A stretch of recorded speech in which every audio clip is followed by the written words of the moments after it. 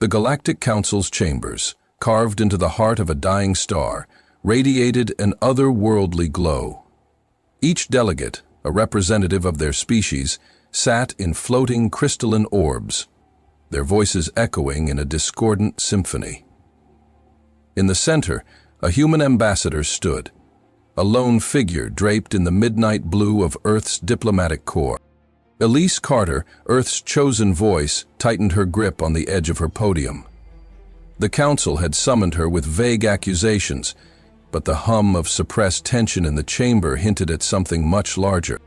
"Ambassador Carter," Chancellor Kaylor's voice boomed, his 6 eyes narrowing on her. "The Council has reviewed recent revelations about your species' history. What we have uncovered is disturbing." Kaylor leaned forward, his voice dropping. "We believed your kind were harmless, curious at best. And then we discovered this." A holographic display illuminated the chamber, casting eerie shadows across the Council's alien faces. Images of destruction played out in chilling detail, planets reduced to ash, ships obliterated by experimental weapons, and entire ecosystems wiped clean. A sharp intake of breath rippled through the delegates. The room fell silent, save for the hum of the hologram's energy. Elise swallowed hard. She had read the reports. The first interstellar war had been a chapter humanity buried in shame, a desperate time when survival demanded unspeakable acts. Kaylor's voice sharpened. "Do you deny the atrocities your people committed in their early wars? Do you deny these war crimes? If you were Elise, how would you respond to being confronted with humanity's darkest history? Would you admit guilt or defend survival at all costs?" Elise raised her chin, her voice calm yet steely. "Chancellor, I do not deny our history, but humanity is more than the sum of its mistakes. Those actions were born of desperation, of a species fighting for survival in a universe that offered no mercy." A murmur spread through the chamber. Some nodded in agreement, while others stared with expressions Elise could only interpret as disgust. Kaylor's eyes glowed faintly as he spoke. "Your justification does not absolve you. This council believed Earth to be a symbol of cooperation. Instead, you hide a legacy of violence." Elise's heart raced. She searched the faces of the delegates, hoping for a glimmer of understanding, but instead saw only suspicion.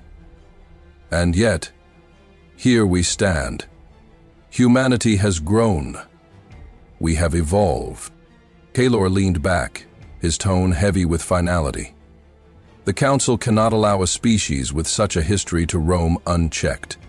Effective immediately, Earth is to cease all military development and submit to external oversight. Defiance will result in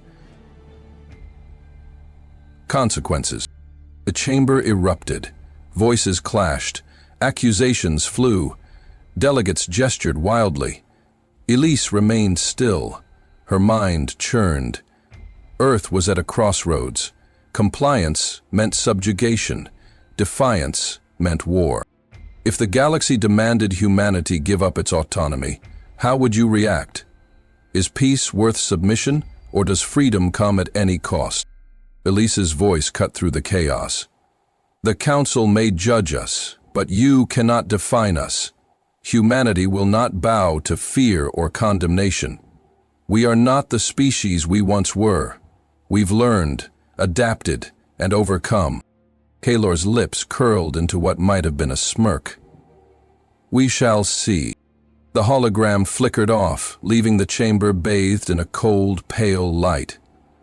Elise turned, her boots echoing as she walked away, her resolve hardening with each step. Loving the intensity so far? Don't forget to like and subscribe to HFY Genesis for more tales of humanity's defiance and resilience. What do you think will happen next? Share your thoughts in the comments. As she stepped aboard her shuttle, the weight of the Council's judgment pressed heavy on her shoulders. Back on Earth, the Stellar Forge project accelerated in secret, Elise knew what the Council didn't. Humanity had already prepared for this moment. "Let them come," she whispered. "We're ready." The room was dim, the only light coming from the holographic display flickering in the center of the United Earth Coalition's war room. Around the table sat humanity's leaders, military generals, scientists, diplomats, and the president of Earth herself, Leona Morales. Silence hung thick in the air as Elise Carter's voice played on the recording.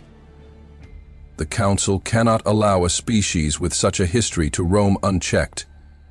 Effective immediately, Earth is to cease all military development and submit to external oversight." The message ended, leaving a sharp static hum in its wake. Morales leaned forward, her hands clasped tightly. "We always knew this day might come," she said softly. "What we didn't know is how unprepared they think we are." General Adrian Steele, his uniform crisp despite the tension in his voice, broke the silence. "Prepared or not, they've made their move, and now we have to make ours." No one spoke. The stakes were clear. Failure wasn't an option. The hologram shifted, displaying the stellar forge, a massive ring of solar panels orbiting the sun. Its construction had been a secret for decades, a gamble on a future where humanity might need more than diplomacy to survive. "Phase 1 of the forge is complete," said Dr. Annika Patel, chief engineer of the project. Her voice wavered slightly. "But it's far from operational. Full energy output requires at least 2 more years." "We don't have 2 years," General Steele snapped. "The Council won't wait that long." Dr. Patel hesitated. "If we rush the activation, the forge might collapse. The energy output would be unstable, and the consequences could be catastrophic." Morales rose from her seat, her gaze steady. "Catastrophic for whom, Doctor? For the Council or for us?" "Sir," came Thadric's voice. The room fell silent again. Outside the war room, humanity's preparations began in earnest. Factories pivoted to produce weapons and shielding technology. Scientists worked around the clock to stabilize the forge's systems. Diplomats scrambled to secure alliances with sympathetic alien factions. If you were in humanity's position, would you risk using an unstable technology for survival? Or would you seek another way, even if time was running out? At the heart of these efforts were the engineers aboard the stellar forge itself. Commander Lila Hayes, overseeing operations on the station, watched as her crew raced to install the final solar arrays. "How's it looking?" she asked her lieutenant, a wiry man with dark circles under his eyes. "No personnel," he admitted. "The flux regulators keep overheating. If this keeps up..." Lila cut him off. "If this keeps up, we'll make it work anyway. No one signed up for this expecting easy." Her voice softened. "Take a break, Suresh. You've been up for 40 hours. Suresh hesitated, then nodded. "Thanks, Commander. Just don't let the Council get to us before we finish." He paused. Back on Earth, Elise Carter addressed the United Earth Coalition via live broadcast. The weight of her confrontation with the Council still lingered, but her voice carried unwavering resolve. "To the Council," she began, her gaze sharp, "we are not the species you once dismissed. You see our history as a threat, but we see it as a lesson in resilience, a lesson in survival." The broadcast cut to images of Earth's people, scientists welding circuits, children learning in underground bunkers, and soldiers training under simulated alien conditions. Humanity wasn't cowering, it was preparing. Loving the determination of humanity so far? Hit that like button and subscribe to HFY Genesis for more epic stories of human defiance and ingenuity. What do you think our next move should be? Share your thoughts in the comments. In the shadows of Earth's darkest hour, alliances were being forged. The Jaloran emissary Vrex approached Elise in secret, his reptilian features illuminated by the faint glow of a hidden relay station. "We admire your kind's tenacity," he hissed, "and we will help you. but only if your people survive long enough to prove they deserve it. Elise studied him, her heart pounding. Then let's make sure we do. As Vrex departed, Elise turned her attention back to the holographic map of the galaxy. The Council's fleets were already on the move. The clock was ticking, and humanity's gamble on the stellar forge would determine whether they became legends or cautionary tales. The flickering light of the secret relay station painted alien shadows across Elise Carter's face as she reviewed the message from the Zalorian emissary, Vrex. The reptilian diplomat had promised aid, but with a catch. "Tenacity we admire," his voice hissed from the recording. "But we do not give freely. Your people must prove their worth." Elise clenched her fists, replaying the message in her mind. Proof. That's what they wanted. But in what form? Military might? Technological brilliance? Or a willingness to break rules as ancient as the stars? She hesitated, her thoughts swirling. "They'll help us, but only if we survive long enough to prove we deserve it." Outside the station, Earth's preparations moved forward at a blistering pace.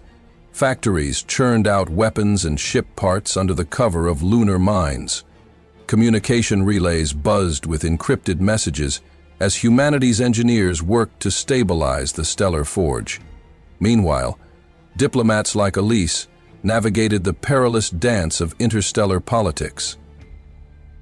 But not everyone on Earth believed in unity. In a quiet meeting far from prying eyes, the head of Terran Corp, an industrial giant with access to classified technology, met with an envoy from the Council. "You want the forge plans?" the CEO asked, his voice low and calculating. "Fine. But I expect immunity for my operations when Earth falls." The envoy's expression didn't shift. Smooth, alien features unreadable. "Your terms are acceptable." As the holographic transmission ended, the CEO leaned back in his chair. "It's just business." He didn't notice the camera or the agent watching. Miles away, the Terran agent relayed the footage to Commander Adrian Steele. The general watched, his face hard as stone. "Get this to Carter," he said. "Now."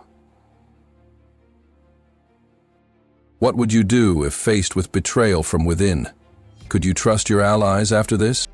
On board the Stellar Forge, Commander Lila Hayes stood at the observation deck, watching Earth spin below. Her crew worked tirelessly to stabilize the massive structure, but the latest updates from Dr. Patel weren't encouraging. "The regulators are still overheating," Patel said over the comms. "At this rate, we'll lose control before full activation."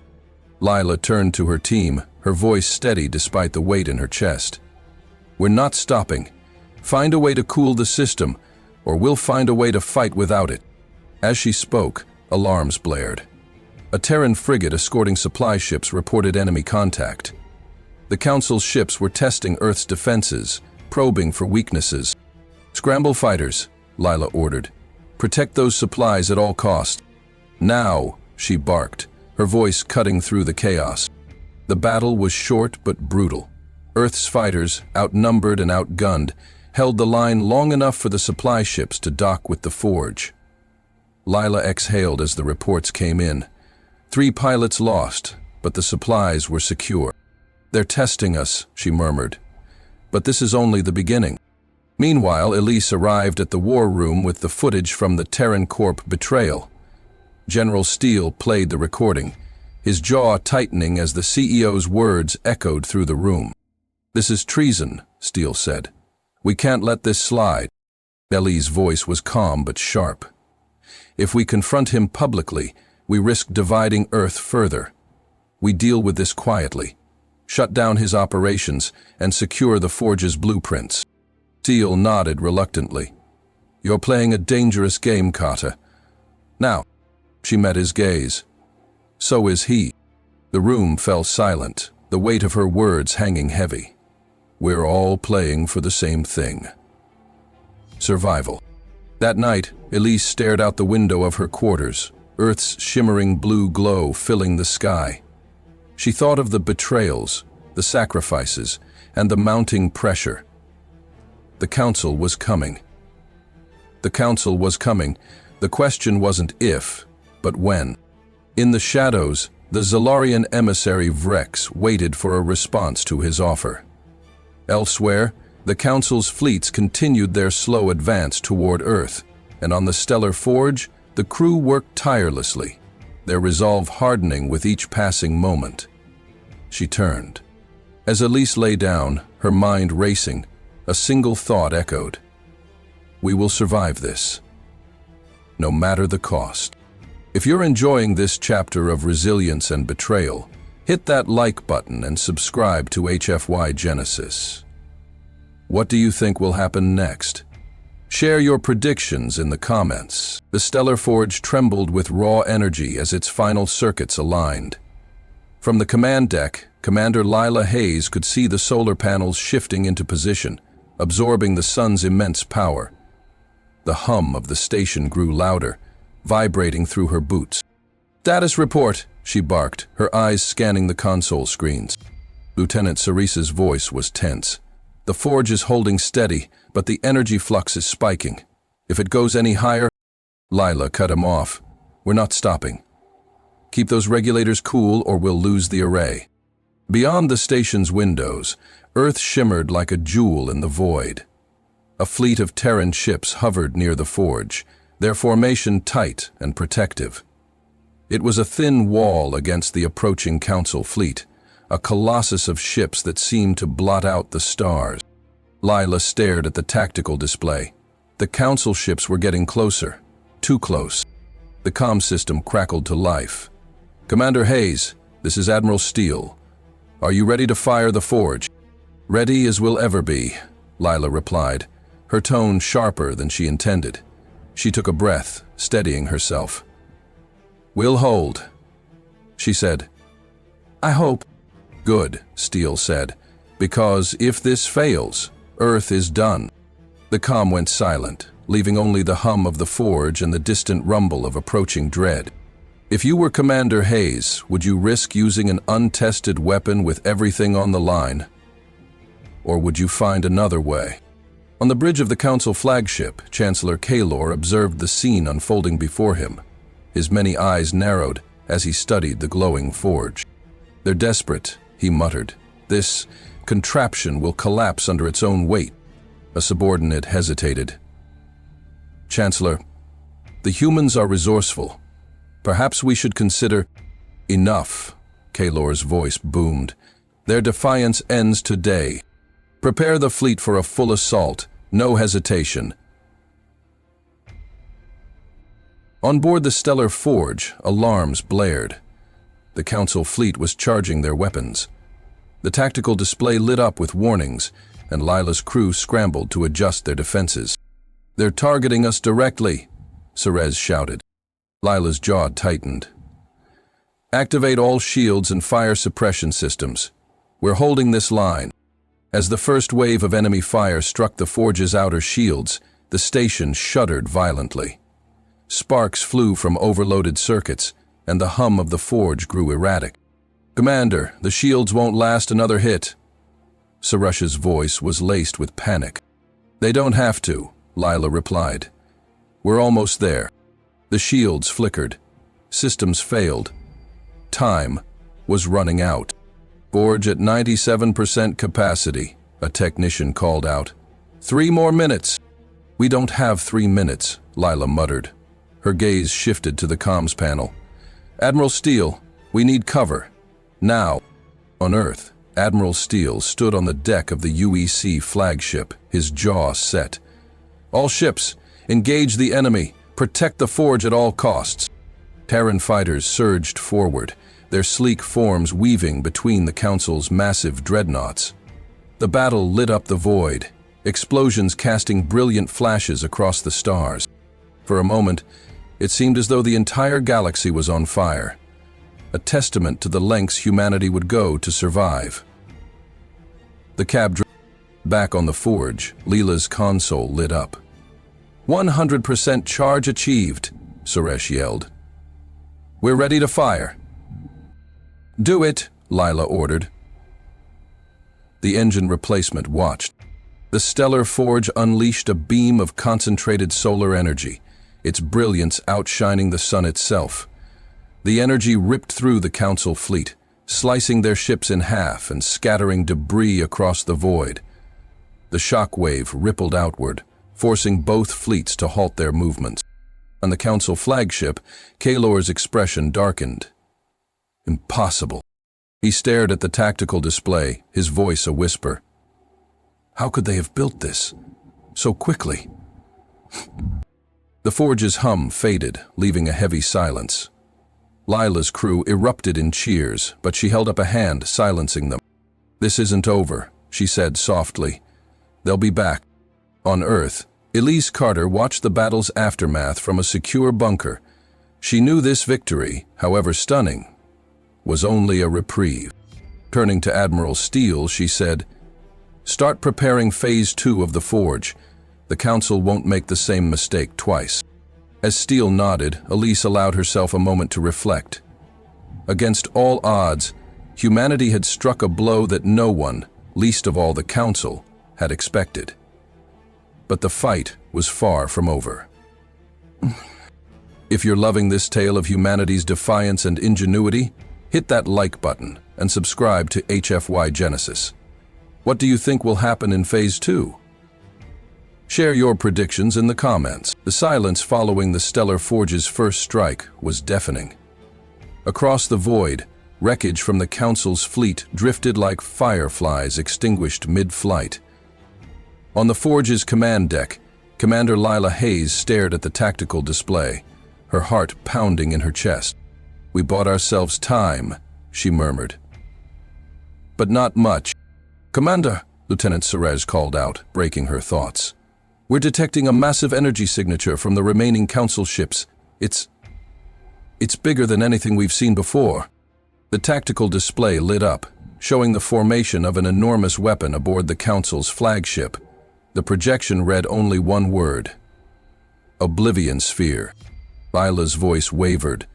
"They're charging it, and it's pointed right at Earth." On Earth, the United Earth Coalition's war room was a storm of voices. Elise Carter paced in front of the central hologram, her fists clenched. "They're going to make us pay for what we did," she said. "We can't let that weapon fire." Admiral Steele slammed his fist on the table. "Then we strike first." "How?" Elise turned to him, her tone sharp. "The Forge is overheating. Our ships are barely holding together. What's your plan, Admiral?" He didn't hesitate. "We send a strike team to the flagship." The room fell silent. Everyone knew what that meant. A suicide mission. No one spoke. The stakes were clear. It was the only way. "Do it," Elise finally said, her voice quiet but firm. "And find volunteers who understand the risks." On board the UEC strike cruiser Resolution, Commander James Thorne addressed his team. The dim red lighting cast harsh shadows across their faces, but none of them flinched. "We're the last line between Earth and annihilation," Thorne said, his voice steady. "This isn't just about survival. It's about proving who we are. They see us as monsters because we've done what we had to, but today, we show them what humanity's made of." His team nodded, their silence speaking volumes. They understood the cost. The cruiser raced toward the Council fleet under the cover of debris. The plan was simple: infiltrate the flagship, disable the Oblivion Sphere, and extract, if possible. As the ship approached, the Council fleet's weapons turned toward them. The cruiser dodged and weaved, but it was clear they wouldn't make it unscathed. "Brace for impact," Thorne shouted as a Council beam grazed the ship, tearing through its port side. "Hold the course, we're almost there." The Resolution collided with the flagship's docking bay, its hull groaning under the strain. Sparks flew as Thorne and his team breached the airlock.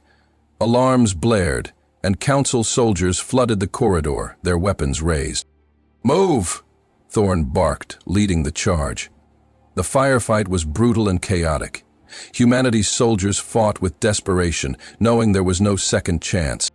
Amid the chaos, Thorne's thoughts drifted to Earth, to the people who would never know his name, to the children who would grow up under the same stars he was fighting to protect. It wasn't fair, but it was necessary. The team reached the Oblivion Sphere's control room. Its core pulsed with an eerie red light, and the hum of energy was deafening. "Plant the charges," Thorne ordered. "We don't have much time." As the team worked, the door burst open, and Council soldiers stormed in. Thorne held his ground, firing until his clip ran empty. He tackled the last soldier with his bare hands, buying his team the seconds they needed. "Charge is set," one of them yelled. "We have 30 seconds. Go," Thorne shouted. "I'll cover you." The door closed behind them. Thorne stayed. Alone. On the forge, Lila watched the tactical display as the Oblivion Sphere's energy levels plummeted. "They did it," she whispered. "They actually did it." "Now what do you think about that?" Stan asked. Lila glanced. The Council fleet began to retreat, their formation breaking apart. But the victory came at a cost.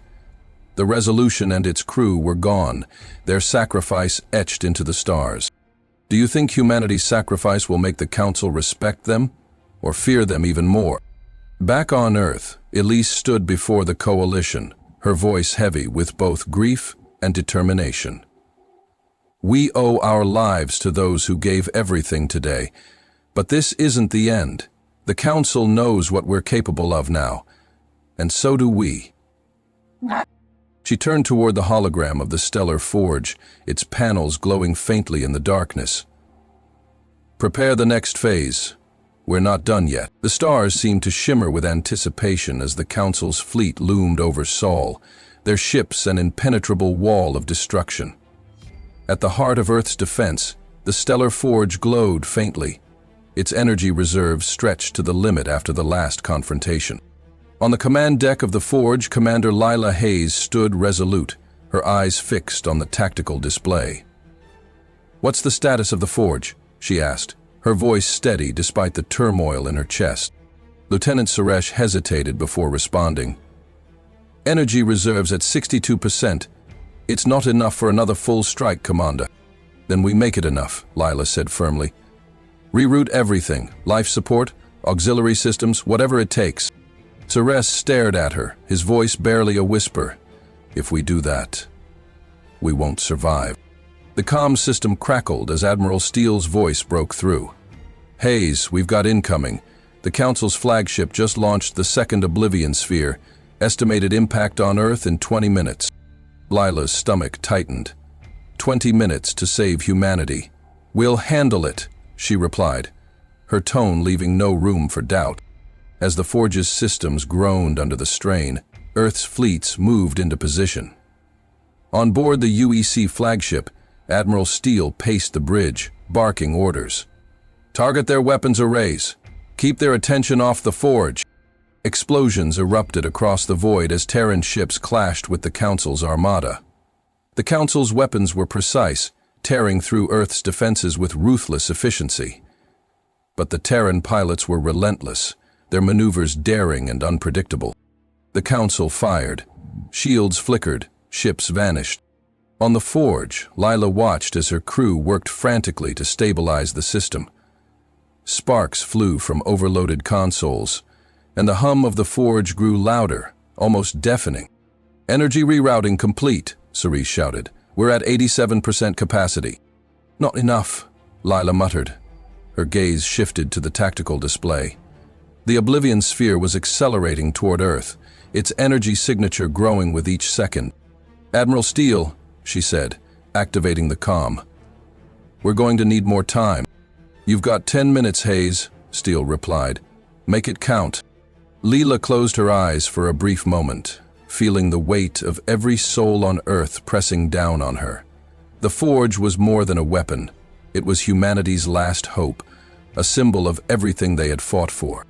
As the Council's fleet pressed forward, a single Terran frigate broke through their lines. The Resolution II, a ship hastily assembled after its predecessor's destruction, carried a payload of experimental EMP charges designed to disrupt the Oblivion Sphere's core. "Frigate Resolution 2 to Forge command," came a voice over the comm. "We're in position, requesting Forge assistance to deliver the payload."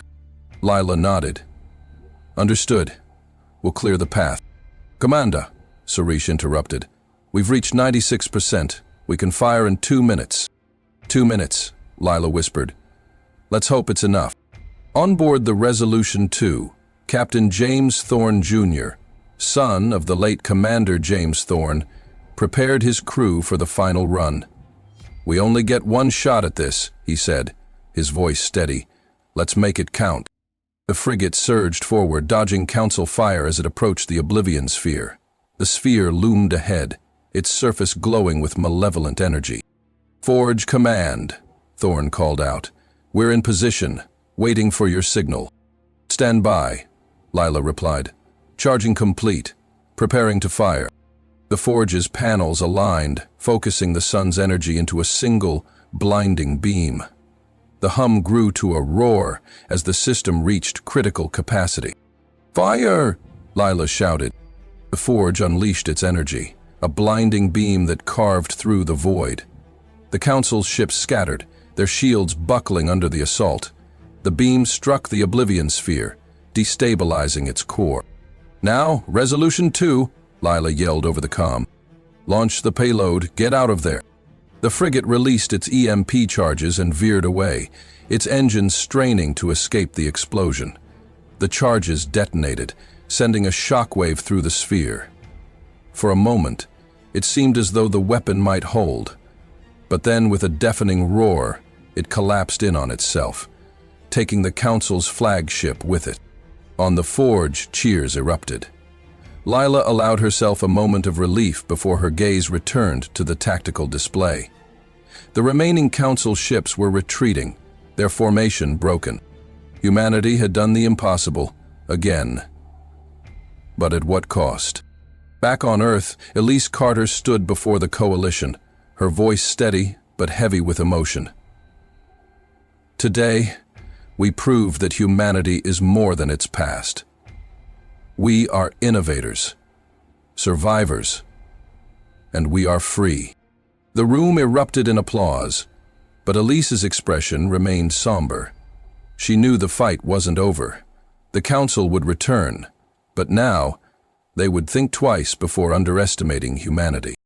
"Do you think the Council will respect humanity after this victory, or fear them even more? What do you think their next move will be?" If you're inspired by humanity's defiance and triumph, hit that like button and subscribe to HFY Genesis. What do you think will happen next? Share your predictions in the comments. The stellar Forge hung in orbit like a silent sentinel, its panels glowing faintly as they absorbed the sun's energy. On the command deck, Commander Lila Hayes stood alone, her eyes fixed on the tactical display. The chaos of battle had passed, leaving a haunting stillness. Lieutenant Suresh entered, his expression weary but determined. "Commander, all systems are stable. Repairs are underway. We'll be operational in 2 weeks." Lila nodded but didn't turn to face him. "Good. Let's hope we get 2 weeks." Suresh hesitated, then spoke softly. "Do you think this is the end?" "It's never the end," Lila replied, her voice steady but distant. "The Council will regroup. They'll come back stronger, and when they do, we'll be ready." Across the galaxy, the retreat of the Council's fleet sent ripples through its member species. On the Council's capital world, Chancellor Kaelor faced a fractured assembly. "They've proven themselves a threat," Kaelor said, his many eyes glinting with suppressed anger. "We must act now to contain humanity before it's too late." A delegate from the Auran Collective shook her head.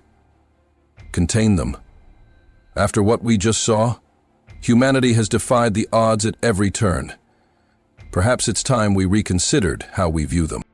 Kaelor's voice sharpened. "Their defiance is a disease, and if we don't stop it, it will spread. If you were a delegate in the Council, how would you vote? Contain humanity or approach them as equals? What would you risk? He put a hand on Crispin's shoulder. On Earth, Elise Carter stood at the United Earth Coalition Assembly, addressing a room filled with leaders from every nation. The weight of victory was tempered by the sacrifices made. "Today, we prove to the galaxy that humanity will not be underestimated," she began, her voice resolute. "But this is not a moment for complacency. The Council will return, and when they do, we must be stronger than ever." She paused, letting the room absorb her words. "Our strength lies not just in our technology, but in our unity. It is this unity that will guide us into the stars, not as a fractured planet, but as a single, unbreakable force." The room erupted in applause, but Elise's expression remained somber. She thought of the pilots who wouldn't return, the families who had lost loved ones, and the thin line between survival and destruction. As the applause faded, Elise turned her gaze upward. The stars had always seemed distant and untouchable, but now they felt closer. Humanity wasn't just surviving anymore. It was thriving, adapting, and claiming its place among the stars. Meanwhile, the Stellar Forge received a transmission, encrypted, untraceable. Lila Hayes watched as the holographic form of Zalorian emissary Vrex materialized before her. "You've proven your worth," Vrex said, his reptilian features lit by the faint glow of the hologram.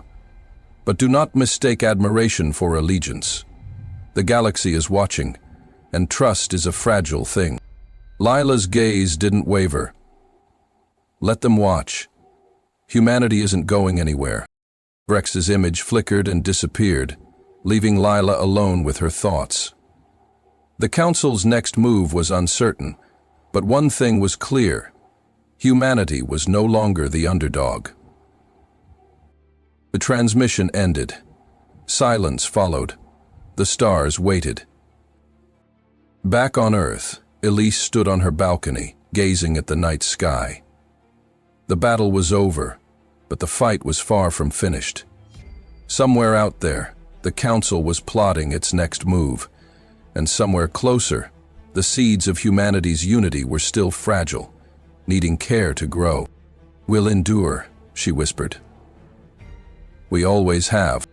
In the vastness of space, the Stellar Forge stood as a symbol of defiance and resilience. Its panels shimmered faintly, a quiet reminder of the power humanity had harnessed. The stars were no longer out of reach, they were a frontier, and humanity would face them as equals. Thank you for joining us on this epic tale of humanity's resilience and defiance. What would you do in the Council's position? Share your thoughts in the comments, and don't forget to like and subscribe to HFY Genesis for more stories of human ingenuity and triumph.